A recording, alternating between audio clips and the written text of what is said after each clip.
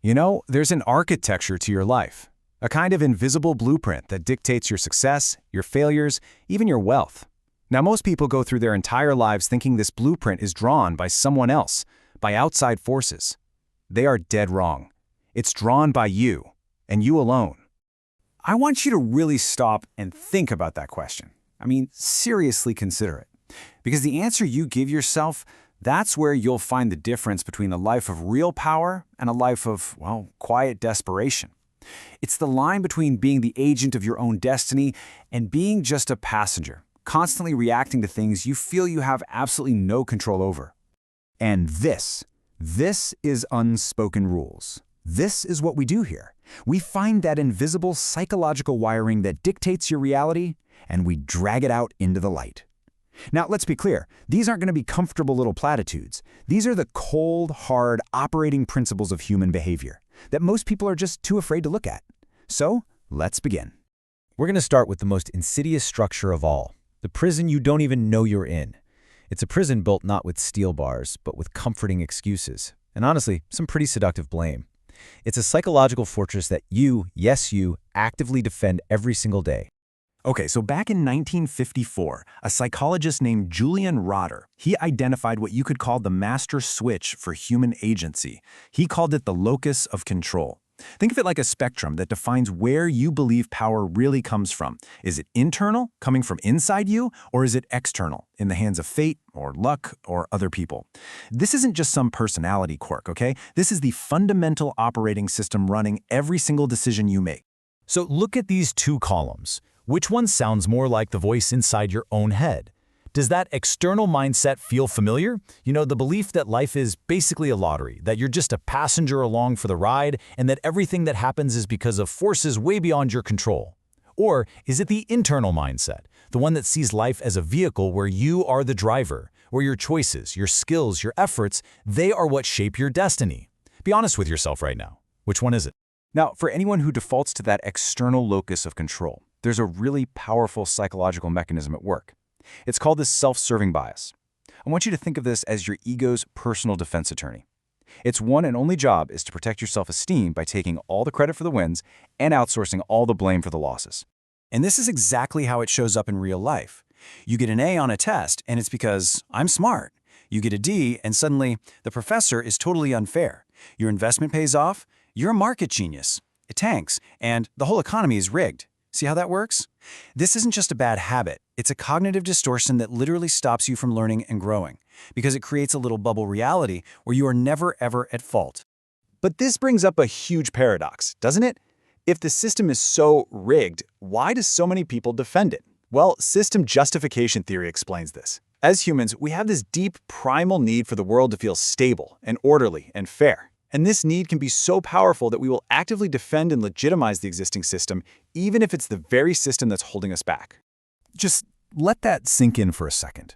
The research on system justification leads to a pretty startling conclusion. The status quo, the way things are, is often most fiercely defended by the very people being crushed by it. Why? Because admitting the system is broken or unfair creates this terrifying psychological void, this deep uncertainty. It's just easier to believe the system is fair and that you simply deserve your place in it. It's a painkiller for the discomfort of reality. But defending this prison, it comes at a price. This mindset of blame and powerlessness, it isn't free.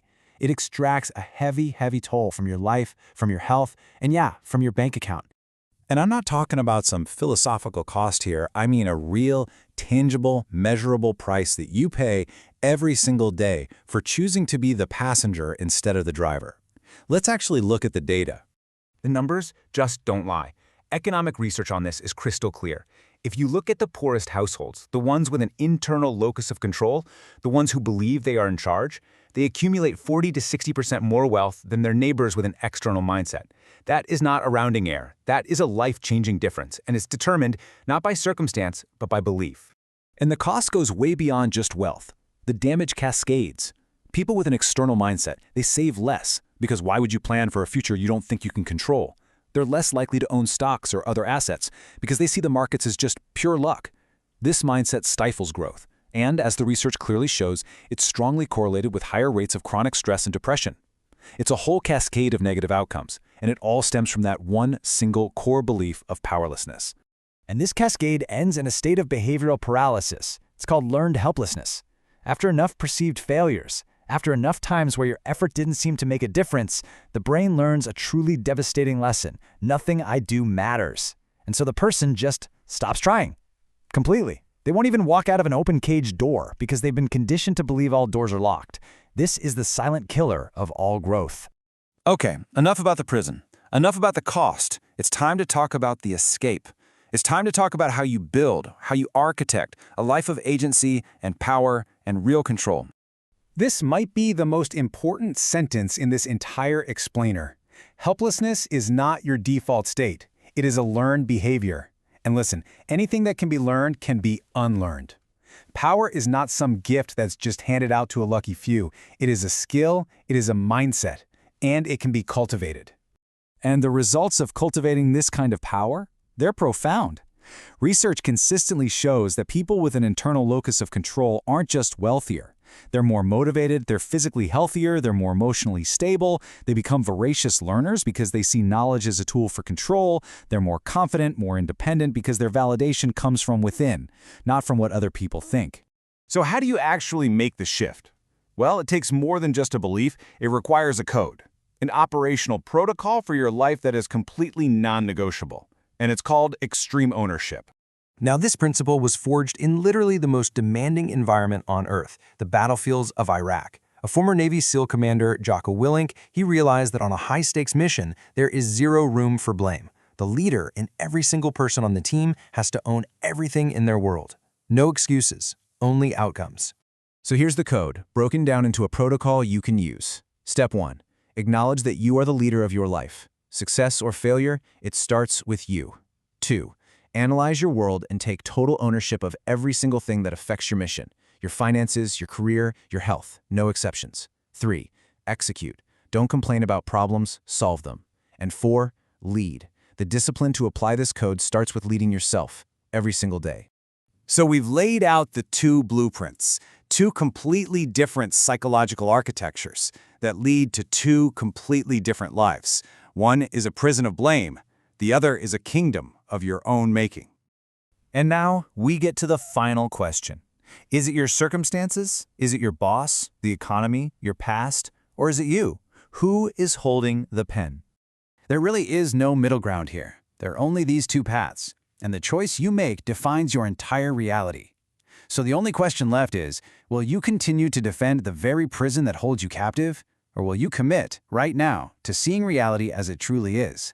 If you are ready, your first mission is to take command. Subscribe and join the people who are architects of their own lives. Declare it to yourself in the comments, I take command. Activate those notifications to ensure you never miss an unspoken rule. Every action starts with a choice. Make this one.